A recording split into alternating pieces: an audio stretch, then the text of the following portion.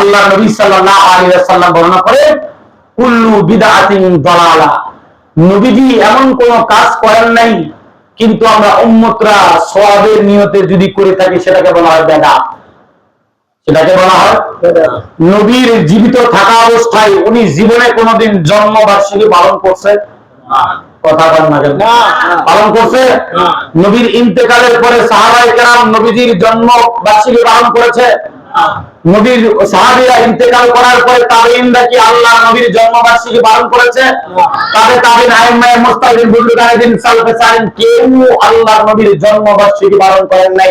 তথাকথিত আশেকে জিলাপি, তথাকথিত আশেকে জিলাপি ভণ্ডের বড় এখন নাম দিয়েছে আল্লাহর নবীর জন্মের দিন ঈদে মিলাদুন নবী।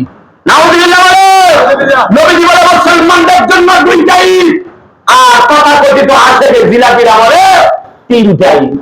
তাহলে নবীর কথা মানবেন না আশেকে জিলাপির কথা মানবেন? কথা বলে না, কার কথা মানতে হবে? নবীজি বলে মুসলমানের জন্য দুইটা ঈদ, একটা ঈদুল ফিতর আর একটা ঈদুল আযহা।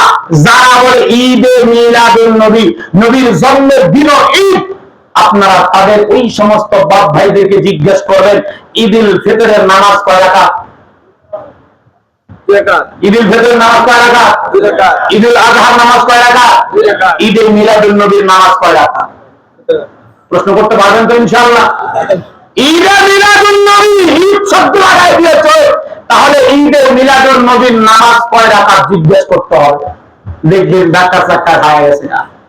কারণ শরীয়ত কারো মন মতো চলে না, শরীয়ত চলে আল্লাহ প্রদত্ত বিধান। আপনার বুঝে আসলেও মানতে হবে, না বুঝে আসলেও মানতে হবে। কেমন? যেমন ধরো আমরা বায়ু সারি পিছনের রাস্তা দিয়ে ওযু করি, হাত ধুই,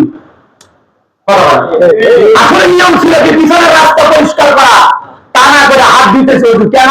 এটাই শরীয়ত, এটাই আমার বুঝে ধরলেও শরীয়ত মানতে হবে, বুঝে না ধরলেও শরীয়ত।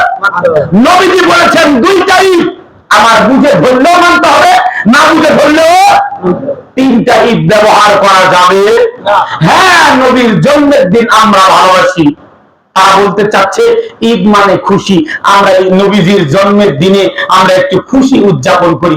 আরে সোরার ঘরে সোরা, সারা জীবন নবীজির মহব্বত নাই, মুখে দাড়ি নাই, নামাজ নাই, গাঞ্জা খাইতে জীবন শেষ, নবীজির মহব্বত লাগে না? শুধুমাত্র ঈদে মিলাদুন নবীর মহব্বত লাগে। কথা বলেন ঠিক? আপনি বাপের সুসন্তান, বাপকে সারা জীবন ভাত দেন নাই, সারা জীবন বাবাকে কাপড় দেন নাই, মরার পরে গরু খাসি উট খাওয়া, বাপের নামে 40টা খাওয়া, ওই খাওয়ানো কোনো দাম আছে? কথা বলে দাম আছে? দাম নাই। আপনি বাবার অবৈধ সন্তান বলে বিবেচিত হবেন।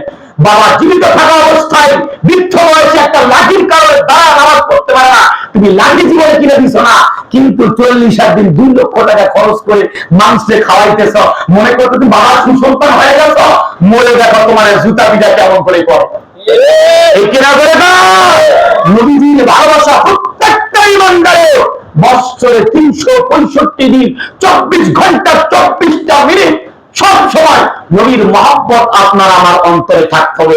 বছরে একদিন নবীর প্রতি ভালোবাসা দেখাইলাম, 12 বছরে খবর নেই, ওই ভালোবাসার ছায়ানো দাম।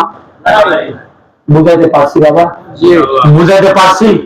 আল্লাহ তাআলা আমাদের সবাইকে হক কথাগুলো বুঝে সেই অনুযায়ী আমল করার তৌফিক দান করে। আল্লাহুম্মা আমিন।